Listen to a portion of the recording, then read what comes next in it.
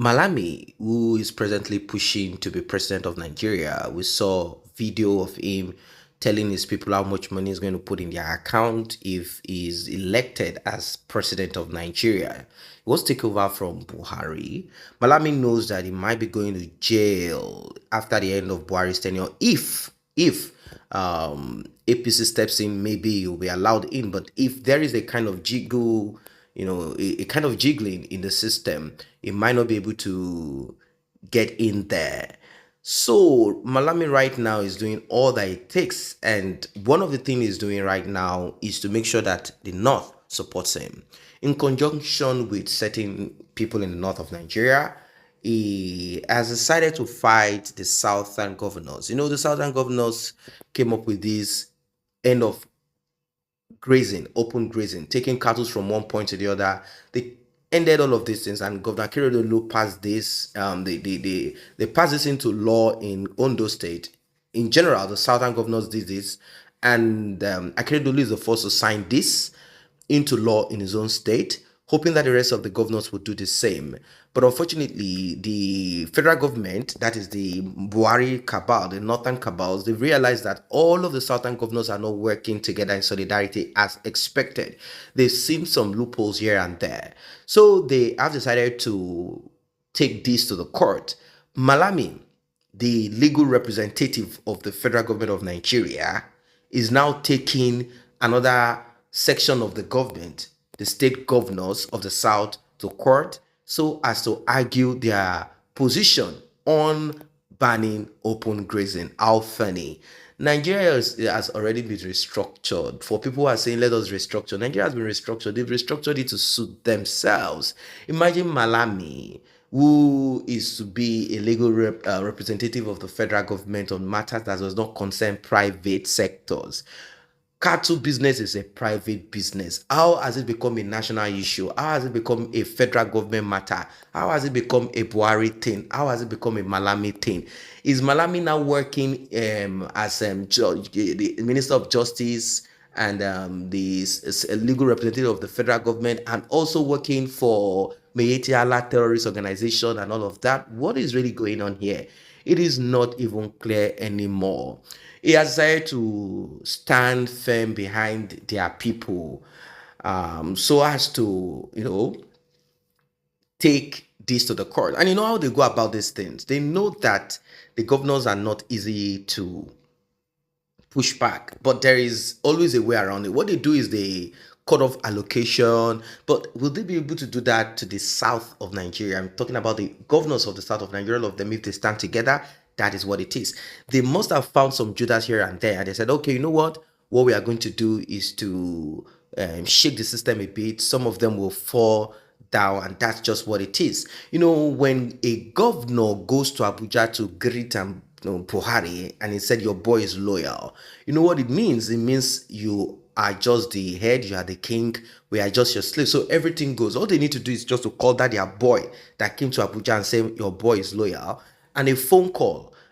That's all that is needed. Do not sign this grazing, play the trick, the takia, play the trick with them, and that's just what it is. That, I believe, is what is happening. They found a loophole, they found a weakling, a saboteur among these southern governors. That's just what it is. But as you know, we are not going to keep quiet. We are going to bring this all out to you so that they will also know and hear that we are all informed about all of their hidden games. Southern governors, it's time for you to rise up to the task. It's time for you to raise your head up high. Do not allow your greed take over you. It's time for you to rise up.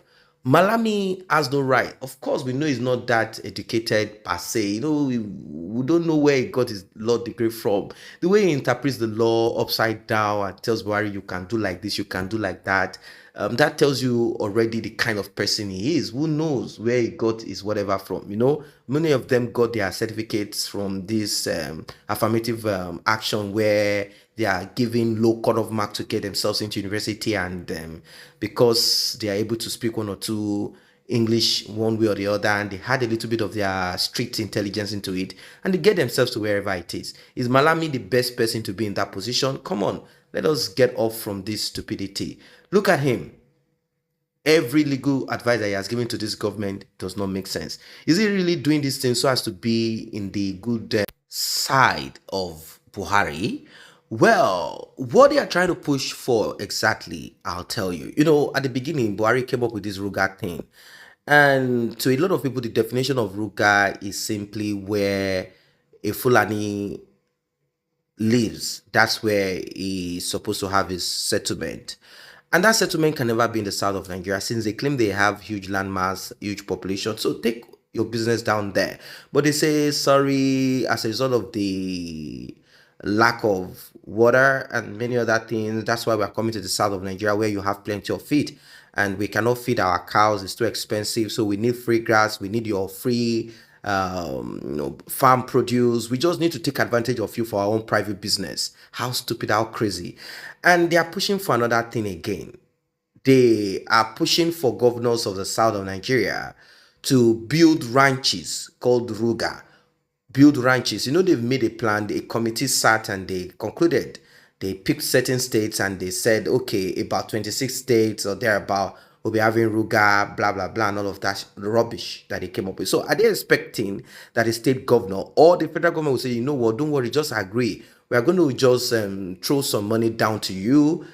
With that, just pay and bribe some landowners or monile landowners, some chiefs. You know, there are certain chiefs in the south, east of Nigeria that got money from these Fulanis back in those days and they give them land for them to do their thing and they pocket the money too. So don't think that these things just happen. So probably that is what they are trying to do, trying to muscle on these governors somehow, use money, say we'll give you the money and some other allocations here and there. Just find land somewhere and provide, or the federal government will say, okay, there are certain lands in each state that belong to the federal government. We are going to give this down to them, give it out to them, so as to put an end to all these herdsmen and farmers crisis. You know, that's what they hide under. No, it's not going to be possible. It's not going to be business as usual. That is what it is. So that's the expectation. They're expecting governors of the South to use their money, or federal money will be provided to them to buy land, force land, lease land, do whatever it is, and give these lands to Fulani herdsmen. It's quite unfortunate. If Nigeria does not break apart, I don't think there's any other way out.